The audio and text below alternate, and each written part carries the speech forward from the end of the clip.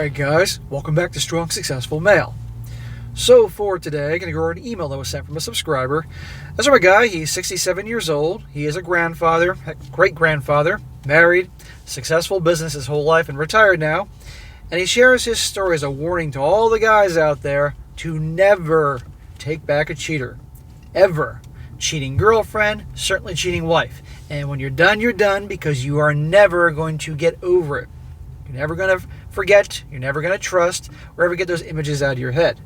And you're going to see in our story, guys, he thought he had a happy marriage with multiple kids and all that, the works, and then finds out through an unconfirmed from a source that his wife has been cheating on him, and it is a whole giant mess. And initially, our guy handles it like a boss, scorched earth. But then you're going to see what happens to a lot of guys.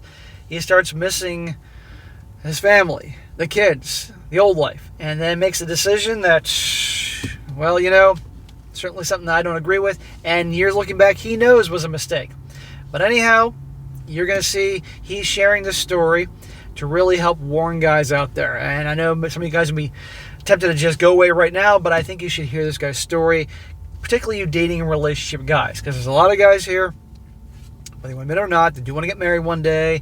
You listen to the stories, you take in the knowledge to help yourself be armed, to protect yourself, which is good.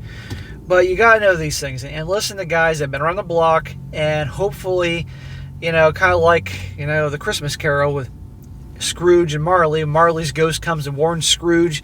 He doesn't change his ways. He can suffer his fate as well. This guy is like Marley's ghost coming to warn future generations. Don't make the mistake he made and all that. But anyhow, yeah. So definitely one to learn from, and hopefully you'll take something from this, guys. He says, "Hello, SSM. I enjoy your channels and advice, humor, and wisdom. I would like to share a precautionary tale of my adult life. I'm 67 years old now and remarried to my first wife. She's the only wife I ever had." Remarried to your first wife? Smack! Sir, if there was enough reason to divorce you the first time, then most certainly you shouldn't have been remarried her. Now, I know you know this, and this is a precautionary tale to help guys out, but I have to say it. We met in the summer of 1975, right after graduating high school, and we've been together ever since, except for a year of being divorced. 1 year, huh? Both of us were virgins, as was the norm in those days. I was living at home and working, and she had an apartment with her friend, but we saw each other each day and had SEX every day. Good times. 1970s. In the spring of 1976, she became pregnant, which was my fault, and we were married in June. It was an earlier time when you got a girl pregnant. It was an earlier time, so when you got a girl pregnant, you married her. We both had average factory jobs in the Rust Belt and had the basics to support our life. Well, I say it about now. I absolutely say it now that, guys, you get a girl pregnant in today's world, the 2020s. This isn't like back in the days he's described. If she gets pregnant, that does not mean you have to marry her, okay? All right? And I guess probably some old school people here are going to give me shit about that, but really? No. Because how many marriages came about because of that? Girl got pregnant and they were too young, too inexperienced, too immature, and it was a fucking miserable marriage. Now, obviously some marriages turned out okay after that, but you get the point. Okay, that's your child. Okay, you have an obligation. You do, guys, if that is indeed your child after the proper testing is done, to provide for that child. That means you got to marry the mother who you barely know or have nothing going with. But anyhow, you did what, at the time, was what you felt was the right thing to do. After having our daughter in December 1976, I became very motivated to improve our lives and with a different path in employment and for our future family. I wanted my spouse to be an at-home mom and wife.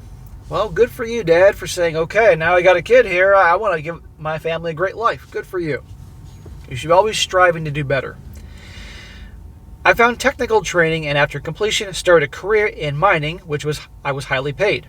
We moved to another state for the employment opportunity, soon bought our first home and settled in. This was in 1979. Our married family life was good, and my wife could be a stay-at-home mom and wife, and I was good with that. Okay, there you go. In 1982, we sold our home and bought a bigger home in a new neighborhood. We soon met another couple that were our age, had a child like us, and our own economic level, and we became best friends and hung out all the time. 1982. I was 4 years old. My wife and the other couple's husband, who I will call Gray, became very good friends. Gray was an athlete in high school, scratch golfer, athletic build, and competitive. Did you say your wife and the other couple's husband became very good friends? No.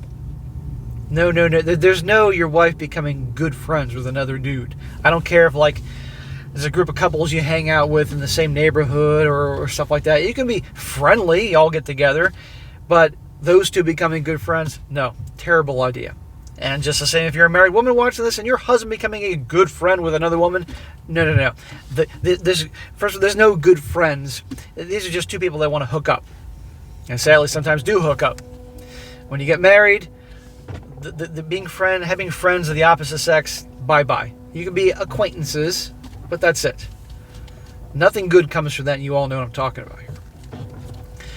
In early 1983, my wife and I decided to have our second child and soon became pregnant. Our son was born uneventful in early 1984. In late 84, the mining industry had a severe downturn and I found myself unemployed. My father had started a business doing work for the mining industry, and I decided to help him with the business, which was a startup and required a lot of work with many, many hours. In early 1985, my wife became pregnant again, which was not planned. Our daughter was born late 1985. All right, so you got 3 kids now. The business was at an inflection point, and I was working 70, 80 hours a week, and money was marginal.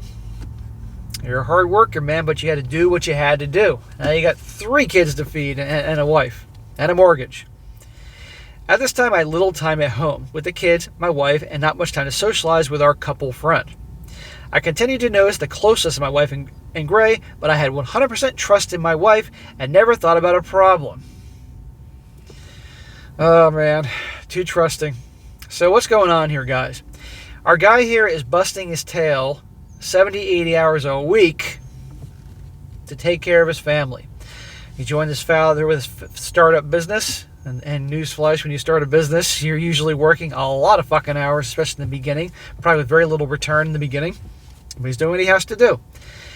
And he's not around very much. You know how this whole story goes. In 1987, my dad, who was a Korean combat veteran and very wise, asked me one day on a business trip if my wife and I were swapping with Gray and his wife. I asked him, why the hell would he ask me that? Dad says it's common knowledge, son, that 2 blue-eyed people cannot produce a brown-eyed child, which my youngest daughter was.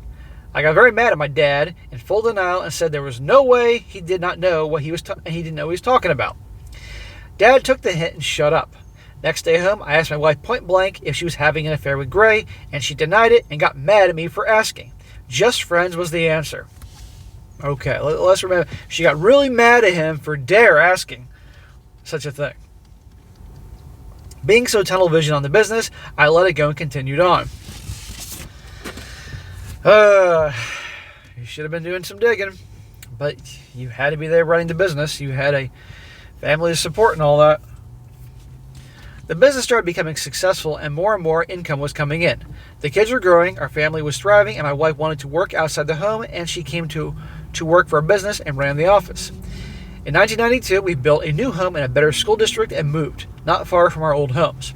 Our assets were becoming more substantial, and we were on a steep trajectory financially. I was still working 60 plus hours a week. Well, bro, putting aside the thing with the wife and the daughter's eyes being brown, the daughter's eyes being blue, whatever the fuck color the daughter's eyes were, I can't remember at this point. But anyhow, I'm happy your business is thriving. But notice he said even though the business is thriving, he's still working 60 plus hours a week. Nobody owns a business that does not work 60 plus hours a week. My wife had become close to a female employee at our business, and they were friends. One day in 1995, my wife's friend came into my office, shut the door, and said she had something to tell me. She said the guilt of knowing was eating at her. She told me that my wife and Gray, who she knew, had been having an affair for almost 12 years. 12 years. And why is this woman out of the goodness of her heart telling you this? What motive is there? Sounds like your old man, obviously your old man was right. She also told me that Gray had dumped her in 1994 and that she had sex with one of Gray's friends also after Gray ended it. Your wife was dumped by her lover of 12 years and then she hooked up with another one of his friends? She then said that she was quitting and not coming back. I've never seen her since that day. I instantly went numb and cold. Later that evening, after all the employees were gone, I confronted my wife.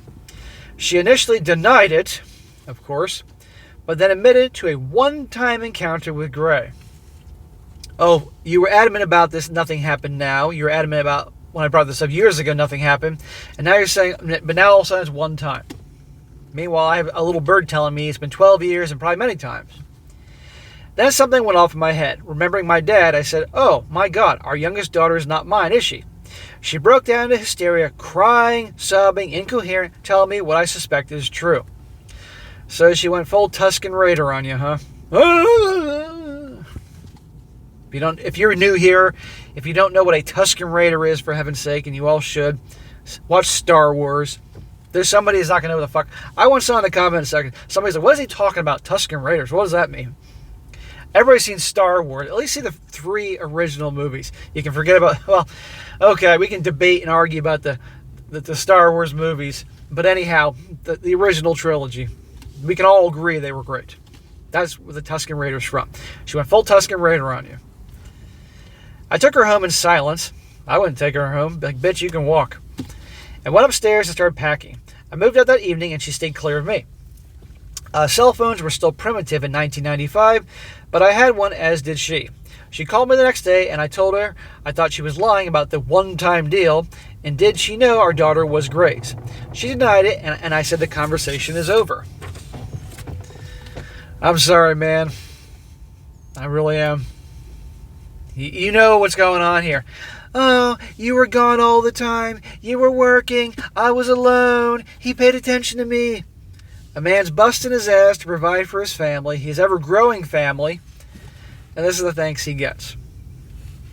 And guess what? If he wasn't away all the time busting his ass, she'd be complaining they didn't have enough money. There's no fucking winning here. Within 2 weeks, I was moved into an apartment and was in contact with a law firm that represented our business. Man, why couldn't she move out? And I feel bad for your kids because, you know, they're not seeing their dad. But you had every right to leave. It's just unfortunate that you had to move out. They had 2 divorce attorneys, and one was a pit viper, an expensive pit viper at that. I met with the attorney, and he asked me what outcome I wanted.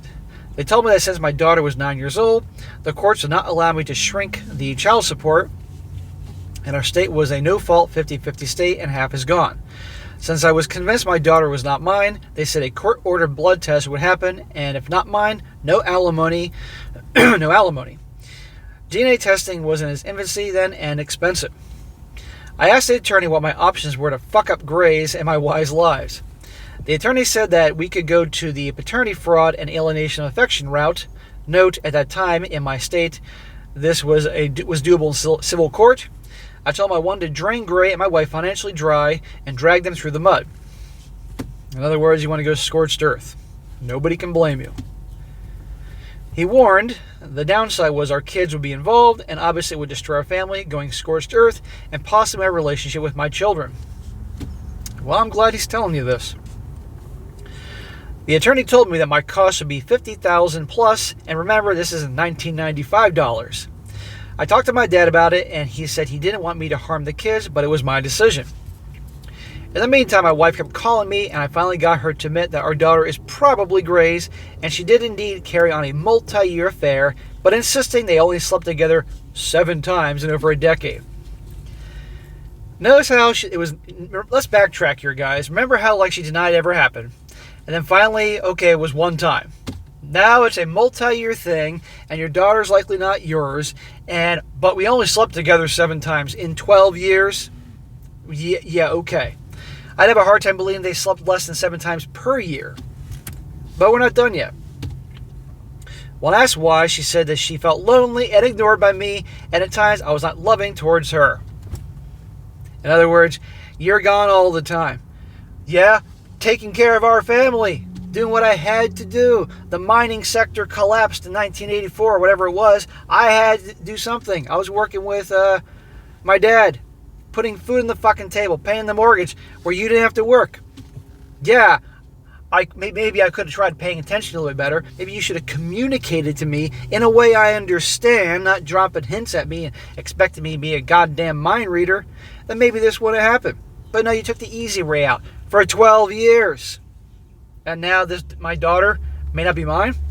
I want to hear how you're sorry and blaming me. I mean, I don't think I'm alone, guys, in this, my take on this. She said she did it for the attention and affirmation of her desirability. Attention and validation is a drug. When asked why she was having unprotected sex with him, she said she was just stupid. It's like a little kid. Why'd you do that? I don't know. Well, that works with a 5-year-old because they usually are little dumbasses. But a grown-ass adult? No. I was just stupid. I went to Gray's place of business to confront him, and he saw me and ran out of the back of the shop. Fucking coward. Next day, I called him and asked him what the fuck. His exact answer was, listen to this, guys, shit happens. And that my wife's daughter was my problem. That's his response. Shit happens, bro. I would have beat this guy to beat the living shit out of him. I would have gone full Batman style on him, and then gone the Punisher on him. Shit happens, that's his answer. This was your so-called friend. This is why, men and women, when you're married, no, your wife isn't friends and hanging out with other dudes or anything like that, ever. And the same thing for you, 4%ers that watch me, there are women that your husband should be hanging out with other women either. You want to have buddies that are opposite sex? We can divorce. I asked him what about the money I had spent raising his child, and he said if I wanted to play it that way, he would insert himself in her life. A wrong thing to say to me. I told him exactly, motherfucker, you cannot compete with me financially nor legally. I will bring a shitstorm to you, your family, and drain every dollar you have defending yourself in court, even if it costs me $1 million. I'll fuck you up and destroy your life. Click. I hung up the phone, and that was the last time I ever talked to him. My next call was to the Gray's wife, telling her the entire story, and letting her know I was considering suing him. She better get half her assets quick. There you go. Good for you. Go scorched earth in this motherfucker. And yeah, of course, tell his wife she is the innocent party here. I mean, who knows? Maybe she was doing something bad too. But the point is, I'm glad you let her know. And yeah, get your money out. I'd raised my daughter for 9 years, and this was not her fault. It's not her fault. Absolutely, it's not her fault. She's probably a great little kid. You know? If I go scorched earth, this will harm her and my other kids and cause hard feelings. Even though my daughter was not biologically mine, she was mine emotionally. I loved her, and continue to support her was no problem for me. The dilemma is to get revenge and enjoy Gray and my wife's suffering, or to let it go and just get a divorce. After a week, I decided to use this nuclear option for the best deal I could get for my wife, and only launch if it was necessary. There you go. That way, here's what's going to happen, sugar muffin, sweetie pie. If you don't give me the divorce that I want on the terms that I want, I'm going scorched earth. That's what's going to happen. Because at the end of the day, you don't want to hurt your kids. As it turned out, Gray's wife took him to the cleaners with half his assets, big alimony, and child support. Awesome. He should have banged his wife afterwards. In his divorce, my wife was deposed and admitted under oath that she cheated with him and his wife. The wife was deposed and admitted under oath she had cheated with him, and his wife dropped the boom on him. He had to sell his business to satisfy her settlement. So it sounded like, for a second, she was cheating with him and his wife. That's not it. He just wrote this wrong. I laid this out to my wife when I was planning, and she was horrified. She asked me what I wanted, and I laid out the divorce terms. Visitation, fair asset split, no alimony, and she agreed. My attorney drew up the paperwork, and her attorney made some slight changes, and we filed. She kept saying she wanted to work out our marriage. She was so sorry, and I told her I needed the entire truth. No more trickle truth information. She owed it to me. Work on the marriage. That's easy on her part. 12 fucking years she was cheating on you with this motherfucker. Oh, we can just go to therapy and wipe that off the books in after 2 sessions. It was a mistake. I'm so sorry. No. The first cheating was in 1982 before we got pregnant. We got pregnant? No, you did not get pregnant. She got pregnant. With our middle child. She said she used protection with him then, and I was sure my son was mine because we share many physical attributes. She still claimed only 7 times. They were on again, off again with the affair over the years. 7 times my butt. She and Gray used his home, my home, and my bed, the front seat of the pickup truck, and in our bathroom. It's bad enough in one thing if they were meeting at the local Motel 6 or Comfort Inn, but in your own home, in your bed, in your bathroom, what a fucking bitch. She said it was over in 1991, but one night when I was out of town, the business burglar alarm went off and they called her at home. She called Gray to meet her there for support with the alarm police, and afterwards they had SCX in my office. And wait for it, for old time's sake. I remember her calling me since I was out of town after she got home to cover her ass by telling me Gray had showed up to support her with the alarm resolution. For old time's sake, in your office, your place of business. In 1995, she said she had a one-time thing with one of Gray's friends in the back of a pickup truck, and she put on a toy use show for him, and then one thing led to another, bullshit, and they had SCX with him. He was 20 years older than her. She's a piece of garbage.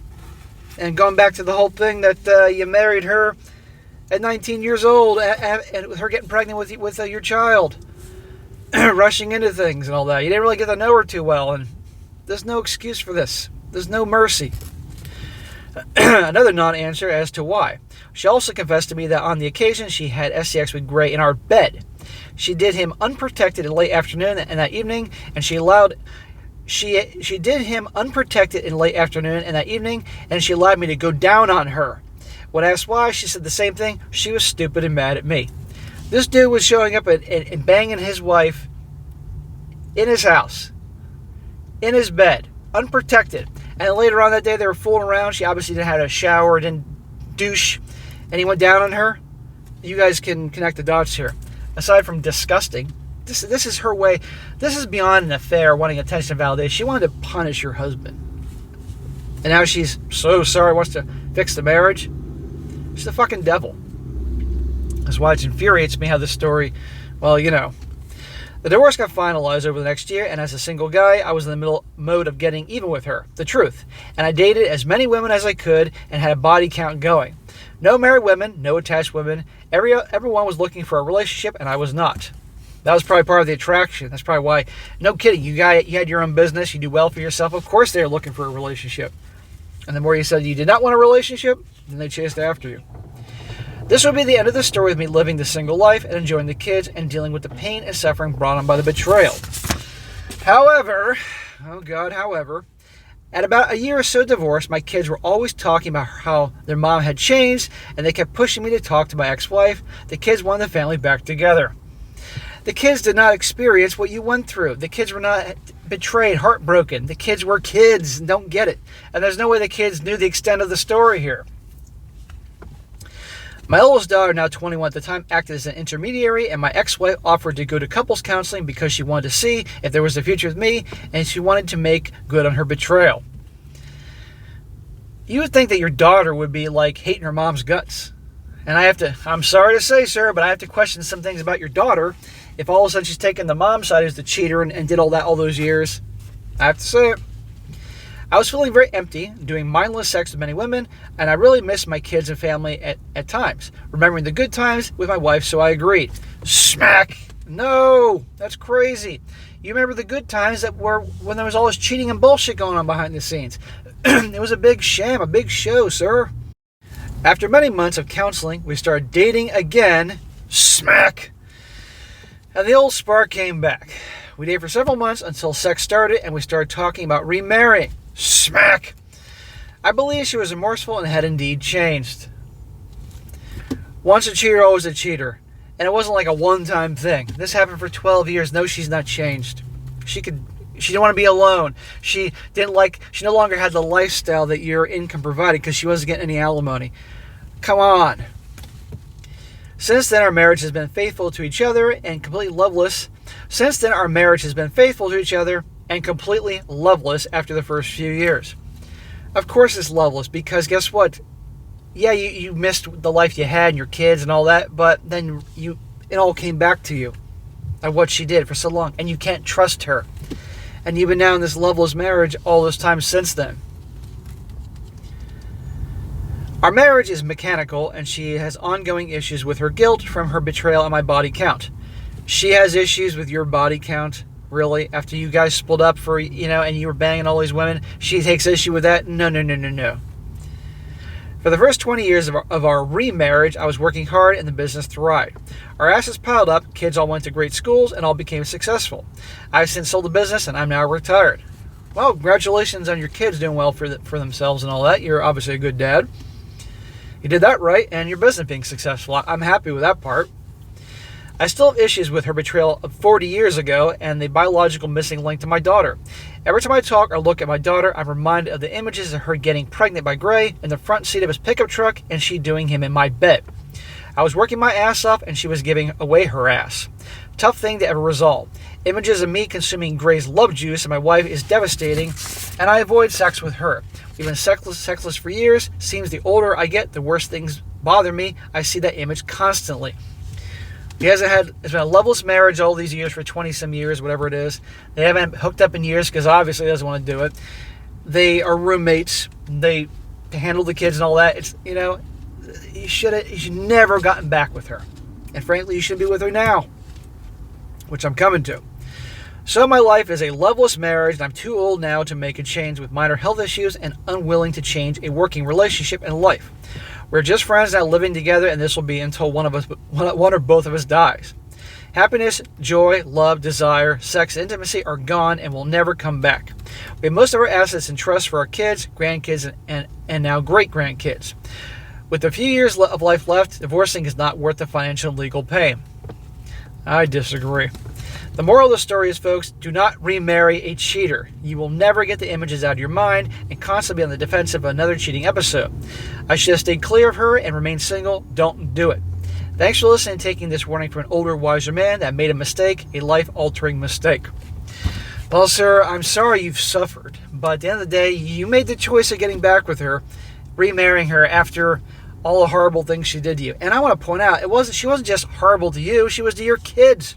Doing that, you divorced because of her actions. She did that to your family. And yeah, okay, the kids missed you and missed the family and all that. And I still question your older daughter and that her motives there, but anyhow. No. And you've had this unhappy life ever since. You're 67. Yes, she says some minor health issues and you're too late to get divorced. I say the hell with that. I say get rid of her. So at least you can walk with your head held a little higher. I'm not saying you can divorce her and go off and you're 67 with fresh Cialis and Viagra, go bang more chicks and double your body count. But I'm saying is that at least find some level of happiness, because and your kids won't like it, and your friends won't like it, and the grandkids won't like it, and the great grandkids won't like it. But you got to take care of you. She won. She did all that and got you back anyway. And I got to question her whole missing you thing is probably because, and I'm a cynic, but I'm a realist. When you divorced the first time, or the only time, you'd have to pay her alimony. So she then had to go back to, she was working, and so she didn't no longer have that lifestyle she was accustomed to. That sucked. So she was willing to do anything, And look what happened. After a few years, and this is why I tell you guys, never take back a cheater, because you're never going to get that out of your head. Her with the other guy, if you knew who it was, and her doing that in your bed, and you've probably been sleeping with one eye open ever since. Always looking over your shoulder. That is no way to live. So at the end of the day, yeah, this is a great warning story, and some guys will certainly listen to this and will help them, and that's why I'm doing this. But I'm not in your shoes, so I can't. I don't get it, obviously. But but a different perspective is you've been this unhappy this long, and some people may say, well, you're staying strong for your kids, then grandkids, and all that, and you don't want to rock the boat at this point in your life. You could live to be 97 years old, man. My dad learned to live to be 97 years old, 30 more years with her. And it ain't very healthy to be sitting around just hoping like hell that you wake up one morning and she passes away in her sleep. Then you're off the hook. No. And I don't want to go through the divorce again and all that, but even if you got divorced a second time, and yeah, you took the hit financially, something tells me you'd be just fine. And at least you walk around with your head held high. Yeah, the kids will be pissed off like, Dad, you're doing this to us again.